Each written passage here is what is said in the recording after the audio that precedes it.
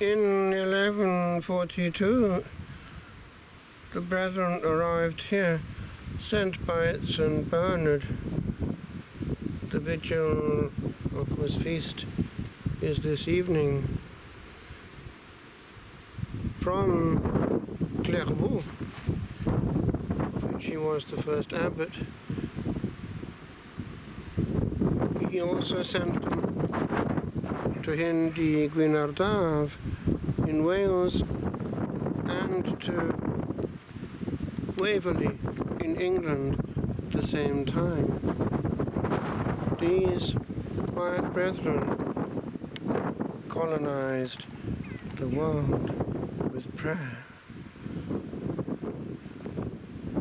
As one of the brethren commented, it's a safe way.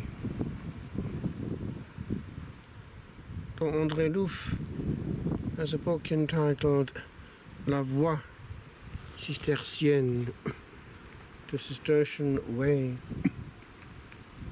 and there is a picture of the brethren, one after the other, going through the cloister, therefore one after the other, towards the divine majesty and glory, safely homeward bound. One can still find a Cistercian life on this planet. One has to be fairly discerning, for the Lord is blessing clearly some communities which are very faithful, and they're the ones that draw. Curiously, some of the houses of the old Cistercian order that go back therefore to the origins without any reform are actually on quite a few things very faithful and do not have such things as television, which some of the reformed ones do. One thinks of the island monastery at Les Reims, very faithful, planted in the middle of the Mediterranean Sea, place of prayer since very early times, where actually St. Patrick spent a while. One thinks of Haute-Rive in Switzerland, that asked immediately after the council for a papal brief to maintain the whole Gregorian repertoire, which they've done to this day. Very faithful, and a good academic tradition as well. The brethren learn Hebrew and other languages. One thinks of the very ancient monastery of Heiligenkreuz, where Pope Benedict went one time on a papal visit.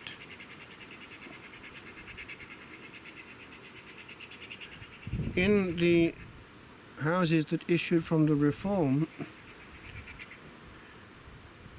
interestingly enough, the most austere and faithful seems to be Sipful, always around 90 strong, and their daughter house in the Czech Republic recently made an independent abbey.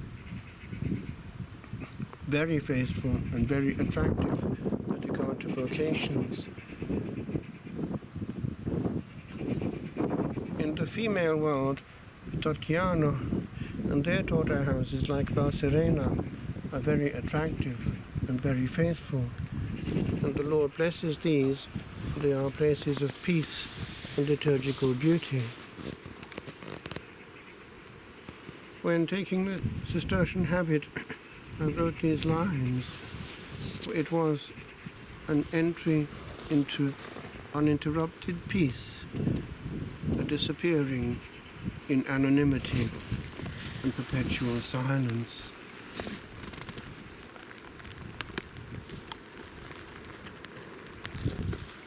Oh, day of days, who thought I'd see thee rise behind these hills, these sacred hills that now enshroud the paradise of home. my eyes behold at last the unseen whitened flow of time enveloping this little corpse. For I am dead and buried. This new state to which I rise is pure as snow, nor warps its slender beauty any untamed fate.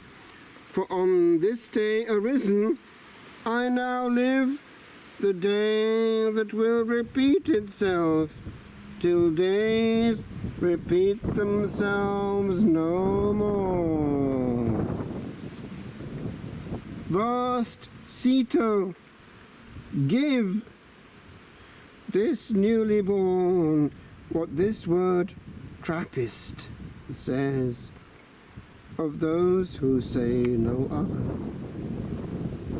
Here I live where Trappists lived before, now dressed as they,